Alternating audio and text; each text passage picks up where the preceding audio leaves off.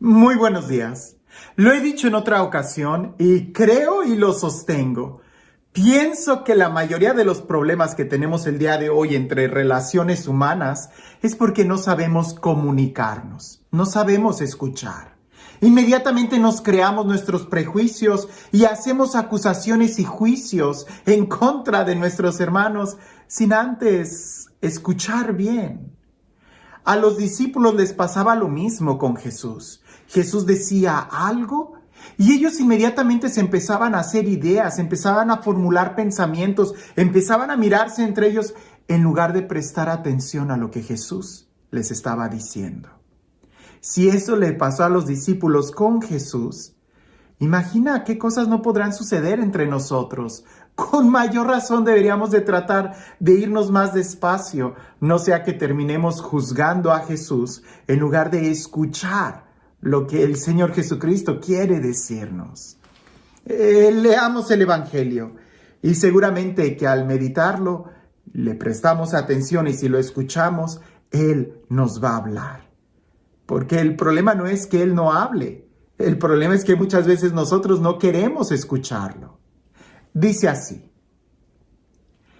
en aquel tiempo, cuando los discípulos iban con Jesús en la barca, se dieron cuenta de que se les había olvidado llevar pan. Solo tenían uno. Jesús les hizo esta advertencia: fíjense bien y cuídense de la levadura de los fariseos y de la de Herodes. Entonces ellos comentaban entre sí: es que no tenemos panes. Dándose cuenta de ello, Jesús les dijo: ¿por qué están comentando que no trajeron panes? ¿Todavía no entienden ni acaban de comprender? ¿Tan embotada está su mente?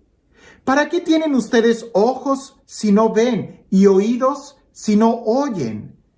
¿No recuerdan cuántos canastos de sobra recogieron cuando repartí 5 panes entre 5,000 hombres? Ellos le contestaron: 12. Y añadió: ¿y cuántos canastos de sobras recogieron cuando repartí 7 panes entre 4,000? Le respondieron: 7. Entonces él dijo: ¿y todavía no acaban de comprender? Una simple advertencia que Jesús les dijo: cuídense de la levadura de los fariseos y de Herodes. Y ellos inmediatamente empiezan a hacer sus conjeturas. Detente, no te adelantes, no pienses más, no trates de justificar o de poner palabras o pensamientos en la otra persona. En tal caso, lo más sensato es preguntarle: ¿a qué te refieres cuando dijiste eso? Me ha pasado a mí muchas veces y seguramente a otros les ha pasado conmigo, que piensan muchas cosas o pienso que lo dijo por esto, y cuando después le pregunto: a ver, explícame esto, me doy cuenta que yo había entendido mal o que muchas veces no se expresaron bien, pero no quiere decir que lo que escuché era lo que querían decir. Suena un trabalenguas. Te lo pongo de esta forma: yo soy responsable de lo que yo digo, no de lo que tú entiendes. Suena muy agresivo, pero es la realidad. E incluso si lo digo mal, más bien pregúntame: ¿qué fue lo que quisiste decir? Pensemos en este ejemplo de los discípulos con Jesús, porque siempre es mucho más fácil analizar un caso ajeno al nuestro para poder aprender y poder aplicarlo en nuestra vida. Los discípulos están en el barco y ellos traían sus propias limitaciones tan claras que se les había olvidado traer pan. Solo había uno, pero eso a Jesús no le importa. Jesús podía multiplicar el pan. Lo que Jesús les dice es una enseñanza muy profunda: cuídense de la levadura de los fariseos y de Herodes. Y este lenguaje de levadura de los fariseos y de Herodes va mucho más allá que pensar que los fariseos tienen una compañía de Rexall y que Herodes se dedica a vender pan. Por supuesto que no. De lo que está hablando es de la levadura de los fariseos, es como del pensamiento, de los sentimientos legalistas, como eran los fariseos. que a veces ese pensamiento o ese sentimiento cuadrado y rígido entra a nuestra mente y entra de una manera tan sutil que se va haciendo grande como la levadura. O el pensamiento o la levadura de Herodes, que pudiera simbolizar la del hedonismo, la del placer, que tú dices, ay, no pasa nada, ahorita nada más esto, como por ahí dicen, una canita al aire, y ya después tienes un gran problema. Es que estos dos extremos, la de el legalismo, a veces entra como algo bueno y ya cuando no te das cuenta ya estás todo cuadrado por dentro, todo inflexible, todo rígido y no le das la oportunidad al Espíritu Santo de ser creativo. O también puede ser el otro extremo, que nos gusta tanto el sensacionalismo, el sentimiento, que entra a nosotros la levadura de Herodes, del hedonismo, del placer. Y parece que entra como algo bueno, pues sí, Dios nos hizo de esta manera para que sintamos. Cuando ya menos te das cuenta, estás todo lleno de sentimientos, todo dramático y todo herido y lastimado. ¿Son estos los únicos dos extremos que existen? No, el otro extremo también lo tenían los discípulos. Pues ante la advertencia de Jesús, ellos empiezan a pensar en el materialismo. En la levadura que ellos traían, ser materialistas quizás, es que lo dice porque nada más traemos un pan. Jesús no está hablando de cosas materiales. Ese también puede ser otro extremo.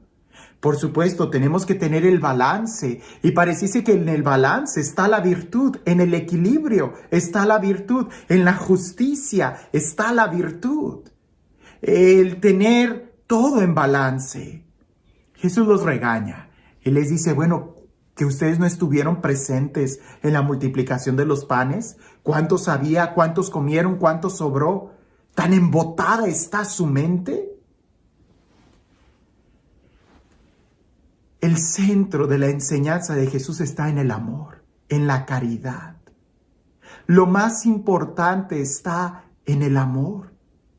Esa es la enseñanza de Jesús. Y el amor puesto en práctica, que hay que tratar de entender, comprender, ser solidario con el hermano. Y cuando yo vaya a hablar con amor, cuando hable con el hermano.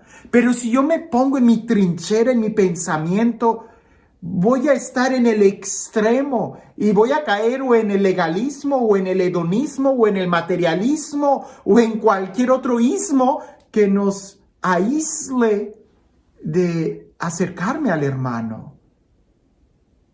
Jesús está con nosotros y nos ha hablado del amor.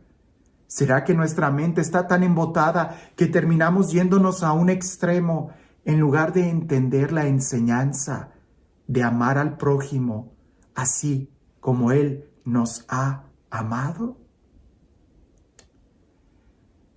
Este Dios que hace oír a los sordos y ver a los ciegos, este Dios que es capaz de darnos un nuevo corazón, que sea Él quien el día de hoy sea capaz de cambiar nuestra mente, abrir nuestra inteligencia y recibir su palabra.